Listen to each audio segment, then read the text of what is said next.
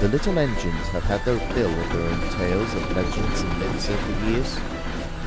Often, Duke would recount the tales to the others. Peter, Sam and Sir Handel especially enjoyed the old stories. Being the old warrior he was, it was not uncommon for him to appear in the stories. One night, Duke was telling one of his stories from the days of the Mid-Sodor line. I'm sure you scallywags must remember Jim. Oh yes, of course we do, they said in unison. Have you lost your boiler now, Grandpuff? Teased Sir Handel innocently. The other engines chuckled, and Duke continued his story. Jim, number 6, was an engine who worked on the old railway with Duke, Falcon and Stewart.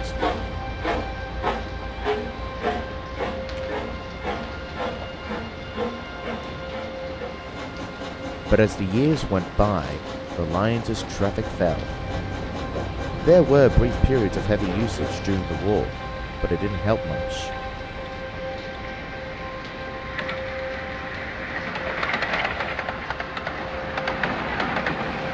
One day, Jim was traveling up the line with some ammunition. It was going to be stored in the old mines. All was going well until they reached a hill. Jim, who was puffing harder, blew sparks out of his funnel. The sparks set a truck alight. Suddenly,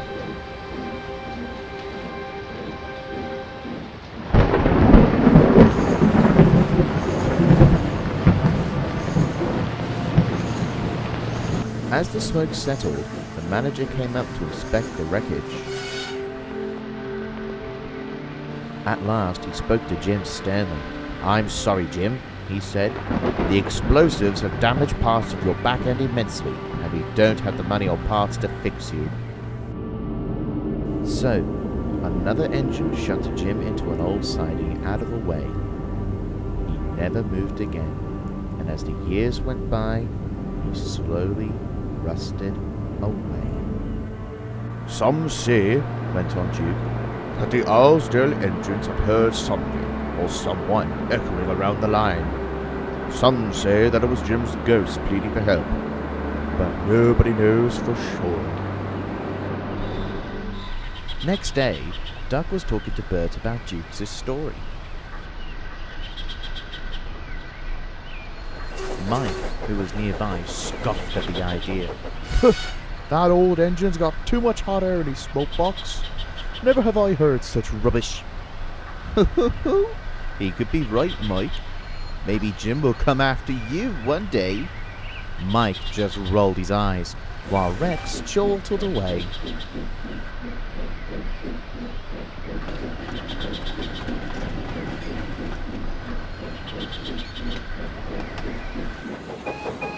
Later that evening, Bert was taking a full ballast train down to the first station.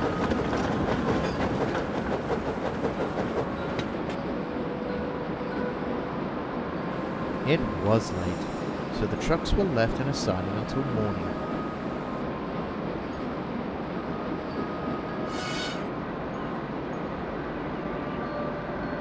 While he was waiting to be uncoupled, he heard a voice. Hello? Hello? Hello? Said the voice again. Bert was terrified. I'm getting out of here. Aye, mate, replied his driver.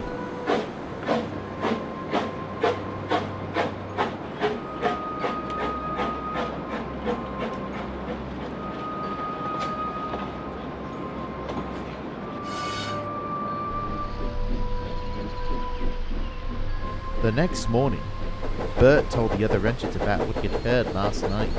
Oh, come on! You're losing the bolts in your boiler, Bert! That story from Duke is just a load of rubbish! Well, Mike, then why don't you collect the ballast train tonight?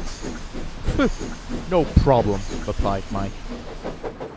And that evening he made his way with his ballast train.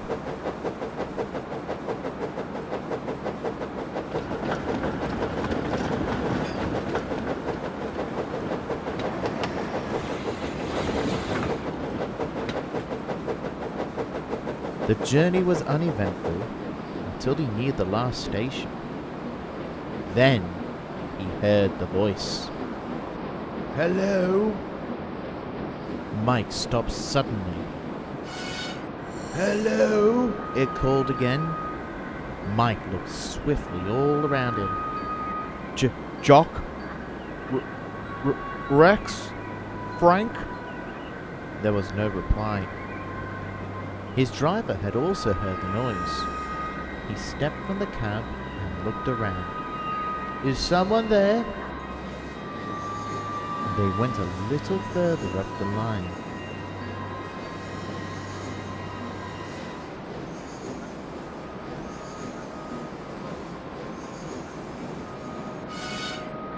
And then switched the points onto a disused track.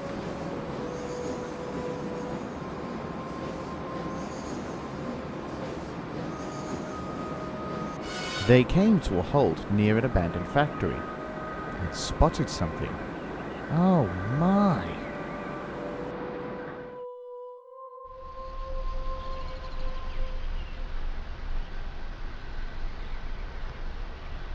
A few days later, the small controller and some historians traveled to the old factory. They were pleased at the discovery. Back at the sheds, Mike apologized. I'm sorry I was so negative, he said, but it does go to show that not all myths and legends are true. A few days later, Duke was sitting alone near the sheds when James arrived with a special load. Oh my! Jim? He gasped. Where did you come from? Oh, hello, Duke. Good to see you made it. Some people came after our line was closed and turned me into a generator at an abandoned factory. It was closed some time ago, though. Well, it's good to see you back in good hands.